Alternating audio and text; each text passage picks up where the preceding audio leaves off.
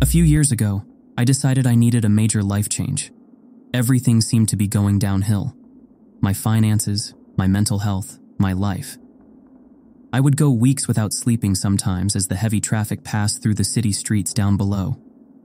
Every time I went outside, I saw more homeless people, more needles and crack pipes littering the ground, more muggings and assaults and overdoses and deaths. The city had become a wasteland, and I knew it was time to leave.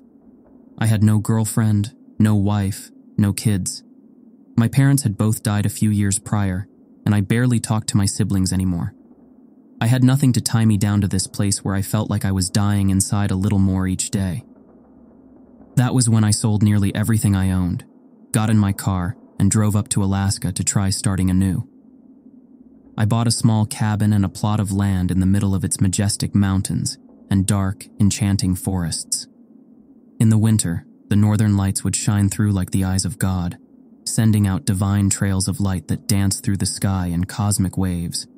And while the move did help give me some peace of mind, in the end, the source of all my problems had ultimately followed me thousands of miles into this endless wilderness. It would take me a long time to realize the cause of all this misery was myself. Because, as a wise man once said, "Wherever I go, there I am." I lived in that cabin for 3 months without any major issues other than the constant threat of bears, moose, and wolves. I had a rifle and a shotgun for hunting, a small garden in the backyard, and a solar panel to generate electricity. "This is life," I said, relaxing on a hammock I had strung across the corner of the cabin while staring at the endless beauty directly outside the window. White-capped mountains looked like giants in front of thick clusters of evergreens. A virgin covering of fluffy snow made the entire world glisten and sparkle. There wasn't a house or road in sight. No work, no stress, no pollution, no cars honking all the time. I closed my eyes, breathing in the clean air. I ended up falling asleep for a couple hours, waking up just as the sun had started setting. Bright orange streaks mixed with the bloody smears of the fading light as it disappeared behind the mountains. I groggily arose, stumbling over to make a cup of instant coffee. As I sipped it, I wandered around the room, looking for something to pass the time. There were still quite a few random objects left behind by the last owner that I hadn't gotten rid of yet.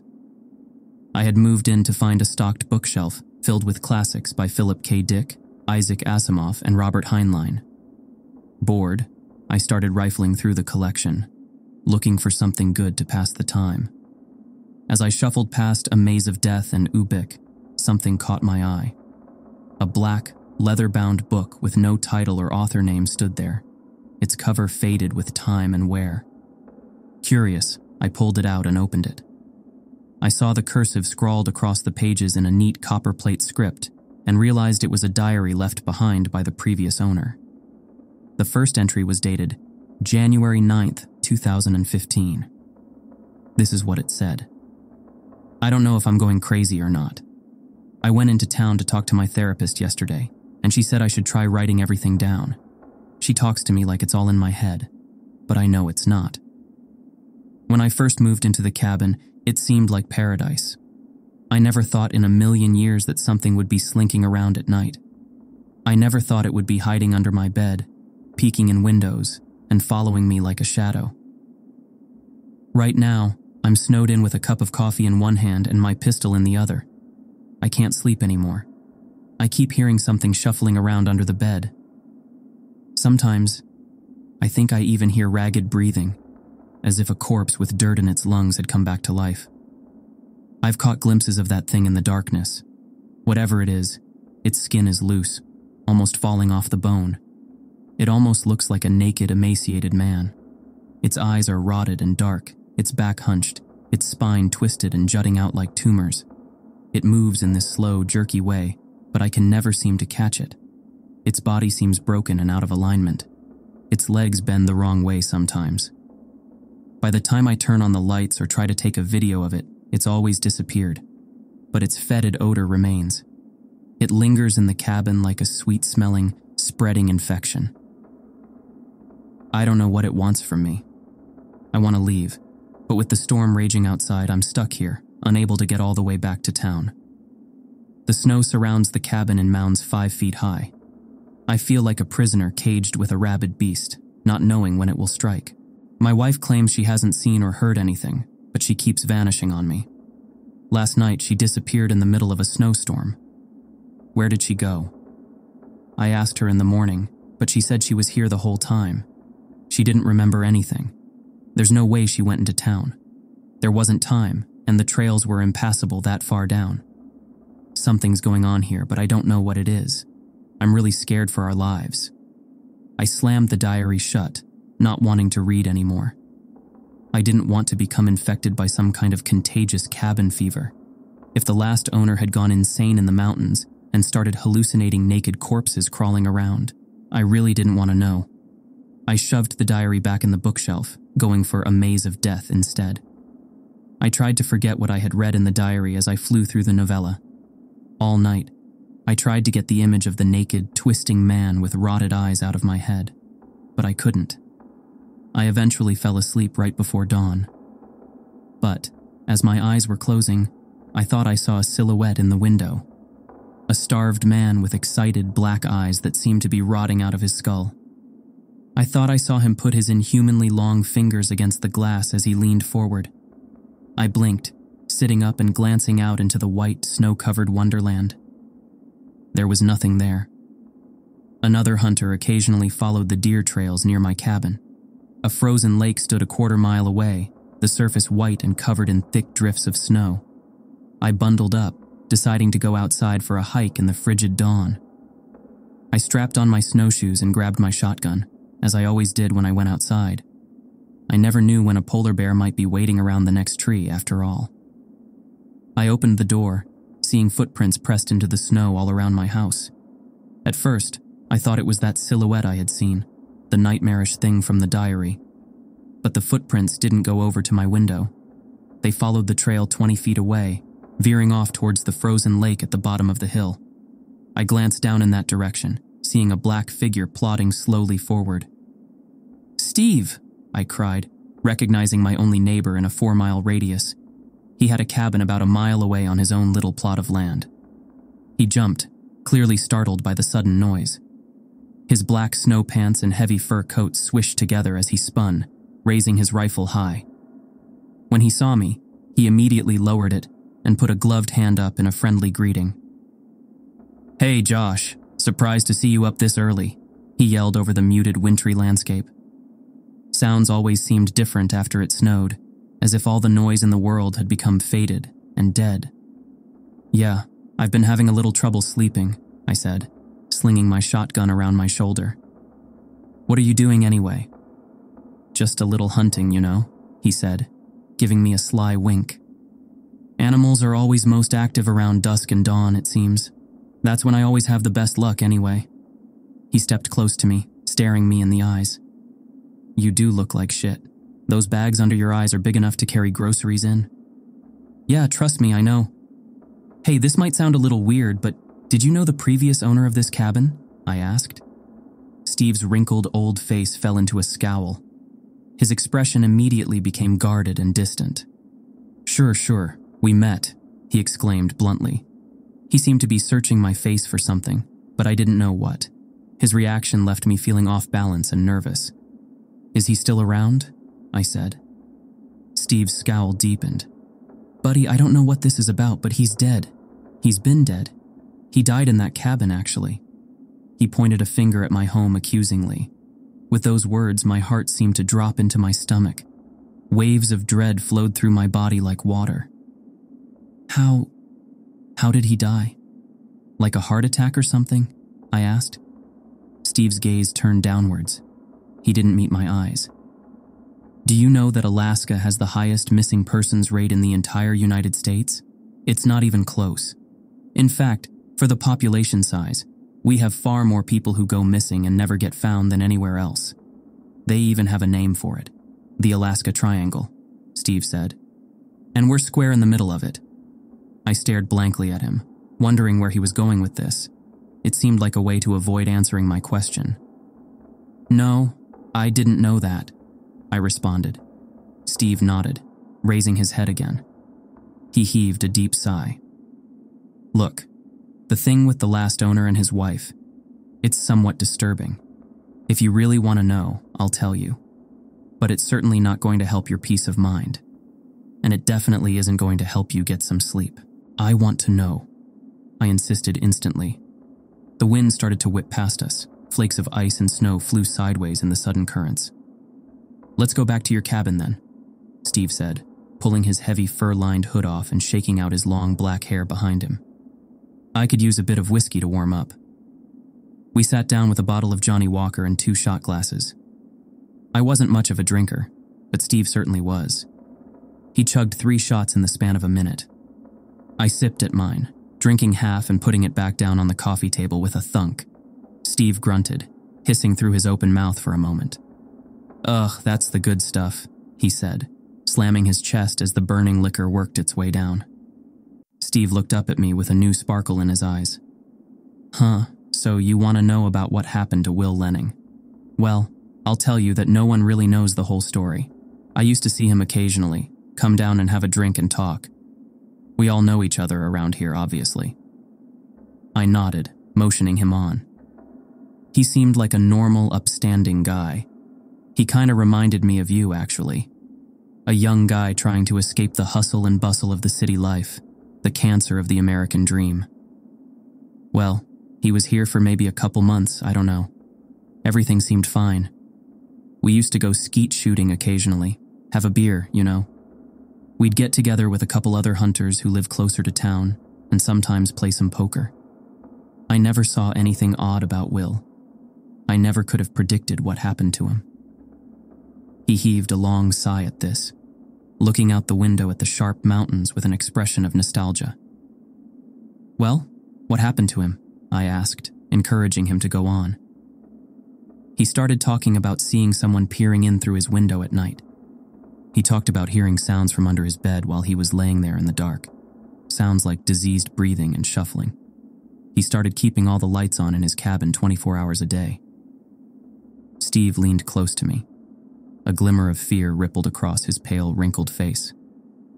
He started to lose his mind, started digging holes all over the place, looking for something. Even in the middle of snowstorms, I would occasionally see him outside digging. It seemed like he never slept anymore. It was classic cabin fever if I ever saw it. It was only a few weeks later that I came over here, concerned. I hadn't heard from him in a few days, which was fairly unusual. I found the door hanging wide open. Propped up in a chair in the exact spot where you now sit, Will lay with a blast hole showing clear through his skull, a shotgun laying at his feet.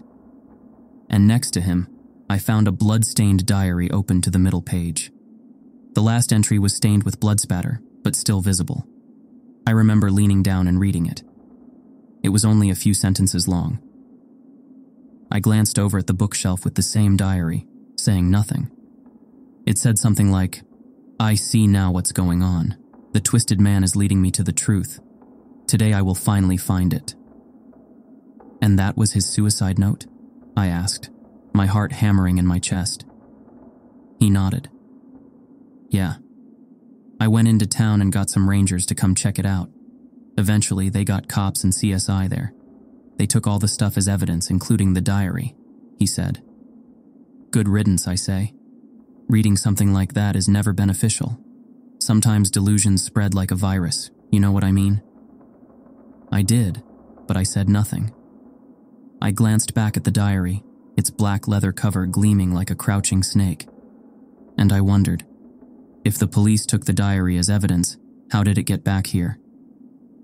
You said he had a wife living here with him too? I asked. Yeah, she went missing around the same time, he said. Pretty bizarre. The cops thought maybe she just moved away, but... He shook his head grimly. As far as I know, she was never seen again. It was like she had evaporated into thin air. After Steve left, I walked stiffly over to the bookshelf, taking down the diary. I flipped open through the pages. In the middle, I found the last entry. Spatters of old, darkened blood were scattered over the page like raindrops. I found the suicide note and read the date. January 27th, 2015, it read. Will Lenning had not lived long after he started seeing the twisted man. I wondered if my fate would be the same. The sun had started to set outside as I sat with the diary at the small circular kitchen table, eating some stewed venison and rice as I read through the entries. At the end, Will Lenning said the Twisted Man had been trying to guide him somewhere, that in fact, the Twisted Man had been trying to protect him from some great evil, rather than being the source of it. I scoffed, feeling a flash of anger at his stupidity. His naivety obviously led to his death. But then a flash of insight struck me like lightning. What if I was committing the same kind of stupidity? Perhaps I should just grab my gun and valuables and leave. I could take off on the snowmobile and be in town within a couple hours. But, in my heart, I knew I would not. Something about the mystery of all this beckoned me to stay. Like a siren leading sailors to destruction, my curiosity called out to me, and I knew I would not be leaving that night. I needed answers, and sadly, I would find them. I had fallen asleep with an empty bottle of beer in my hand. I sat in front of the TV, which only got satellite reception. There were, of course, no cable or phone lines threading their way through the forest. All of my power came from stored solar energy. Since I rarely watched TV, and really only used it to cook or heat up water for bathing, the energy produced was sufficient even in winter. Tonight, though, I needed its sound, its mindless flashing of light and colors and canned laughter. It seemed to drive away the creeping, suffocating presence like a candle. I woke suddenly. The TV flashed with static, the repetitive hissing of the white noise spit from the speakers like thousands of snakes. I glanced up at the clock, 3:33 a.m. I looked around the dark cabin, confused for a long moment. I didn't understand what had woken me so abruptly. The satellite had never gone out before, either, even with the howling winds and freezing hail of the Alaskan winter. The TV started flickering as if the static were rising upwards. Black lines traced their way horizontally across the screen. The hissing deepened into a gurgle, and for a second, I thought I heard faint words behind the white noise. I thought I heard breathing, slow and diseased, like the death gasp of a drowning man. A black line rose across the TV, and an image came into view. The cabin was suddenly plunged into silence, except for the shrieking, wintry wind outside. I leaned close to the screen, confused at what I was looking at. It looked like a live camera feed of a room. As I took in the details, I realized it was my cabin. I saw myself in the chair, leaning close to the screen. I raised my hand, and the miniature version of me on the screen did likewise. Ice water seemed to drip down my spine as waves of dread coursed through my body. "What the fuck is this?" I whispered, looking back to where the camera should be. It was just a coarse wooden ceiling in that corner. I turned back to the screen and nearly screamed. The TV showed a pale, naked man crouching directly behind my chair now.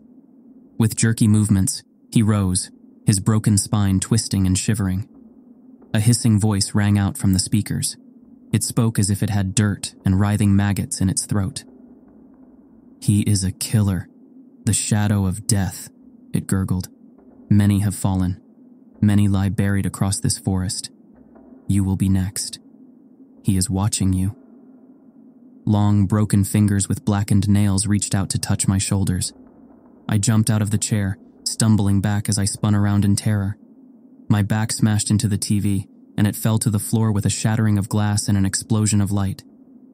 In those few moments before the darkness descended on me like a blanket, I thought I glimpsed a pale, sunken face with rotted, blackened eyes peeking out from behind the chair. I turned on every light in the cabin, but there was no sign of the Twisted Man now. I knew I had to get out of there, though. I thought about the warning that the voice had spoken. If the creature wanted to attack me, then why hadn't it just killed me while I was sleeping? None of it made sense. Who was watching me? The Twisted Man. And if he was, why warn me? Perhaps it was psychological warfare, I thought to myself. Perhaps the Twisted Man simply liked to play with his food before he ate it. Thoughts raced through my head at 1,000 miles an hour as I threw on snow pants and a couple heavy sweaters and coats. I covered up my entire body as much as I could to try to prevent frostbite. I had made up my mind to flee. There was no snowstorm tonight, though the entire landscape was blanketed in it, and I knew the wind chill would be like an ice blade whipping against my skin. It was extremely dangerous to travel in the middle of the night like this in temperatures that might reach -30 degrees. Steve had been right, after all. Alaska had the highest missing persons rate of any state, and many of them were never found, their bodies likely frozen solid in the deep snow dozens of miles from the nearest town. I grabbed my shotgun, jumped on my snowmobile, and started heading to Steve's cabin. I hoped I could wait there until the sunrise and then figure out what to do next. But fate would take the decision out of my hands. I felt like there were eyes watching me as I drove along the narrow, winding deer trail. The boughs of the evergreens reached into the path like greedy hands, grabbing at my coat and legs. More than a couple times, I thought I saw a pale, naked figure standing in the snow, but it had always gone when I turned to look. I gave a sigh of relief when Steve's place appeared in the distance. I could see the lights twinkling through the small windows of his log cabin. I pulled up next to his door, looking down. I saw 2 pairs of footprints there, one much smaller than the other. I found it odd, but shrugged it off. The snowmobile cut out with a sucking gurgle. I knocked on the door hard a few times. Steve appeared after a few moments, groggy and half-dressed. He blinked slowly as he looked me up and down. His wrinkled face fell into a frown. "Steve, I need a favor," I said quickly. "Something weird is happening in my cabin. Can I stay here until morning? Until maybe I can go to town or something? I can't stay at my place tonight, I just can't." He nodded, yawning and motioning me in. "You can sleep on the couch, I guess," Steve said. "Put that shotgun somewhere safe, though, boy." He had a partitioned bedroom in his cabin. It was significantly larger than my little one-room cabin, though it was basically still just a joint kitchen living room, a small bedroom, and a bathroom. He pointed to a well-worn couch in the corner and gave me an apathetic wave as he stumbled back into his bedroom, slamming the door. I couldn't sleep, though. I tiptoed around the room, looking at Steve's bookshelf. He had a rather strange taste in books, lots of Anne Rule and true crime there. I saw dozens of books about Ted Bundy, John Wayne Gacy, Richard Chase, Herbert Mullen, Jeffrey Dahmer, and Richard Ramirez among the collection. At the end, a large black binder stood, unlabeled and worn-looking. It reminded me of the look of that leather-bound diary for a second, and my heart dropped. But logically, I knew this was just a coincidence. Yet still, I pulled out the binder, my curiosity piqued. What I found inside filled me with dread and horror. Countless news clippings covered the length of it. The first clipping was from nearly 20 years earlier, about a woman who went missing in the Alaskan forest while hiking. A later one confirmed that her body was never found, and that her family was still hoping that she might turn up alive somewhere. A reward was offered for any information, it said, and every page after that was more of the same. Missing woman, murdered prostitute, missing man, no leads. I kept flipping through until I found clippings about Will Lenning's suicide and the sudden disappearance of his wife. On the article about the suicide, Steve had used red marker to scrawl, "Ha ha," next to it. I heard the click of a gun being cocked from behind me. I froze as Steve's voice traveled across the room like a whisper. "How do you like my work, friend?" he asked, his tone jovial and mocking. I still held the binder of horrors tightly in my hands as I stared open-mouthed at this man I thought I knew. "It's you? What? You killed Will Lenning and his wife? And a lot of other women, apparently." Everything felt unreal, as if I were stuck in a dream. Steve's grin spread across his face, but his blue eyes stayed cold and dead. "Yes. Well, she was cheating on him with me anyway. Just another whore, you know. They always get what's coming to them in the end," he hissed with hatred oozing from his voice. "It's too bad, really. I just killed another slut tonight. I was planning on saving you for later. The urge isn't too bad yet right now, after all. It comes in cycles, you see. It comes in waves." I saw a glimmer of pale, naked flesh writhing behind Steve. With jerky movements, the twisted man came up behind him. I said nothing, just watching with wide-eyed horror and amazement. "You need help, man," I whispered. Steve laughed. "Help? The only help they give people like me is a needle in the arm. You know that. That's why it's important to always cover your tracks." The twisted man ran a long, broken finger across Steve's neck. Steve gave a strangled cry and jumped. He spun around, screaming. I glanced over at my shotgun next to the couch. I jumped for it as Steve turned back to me, firing his pistol twice.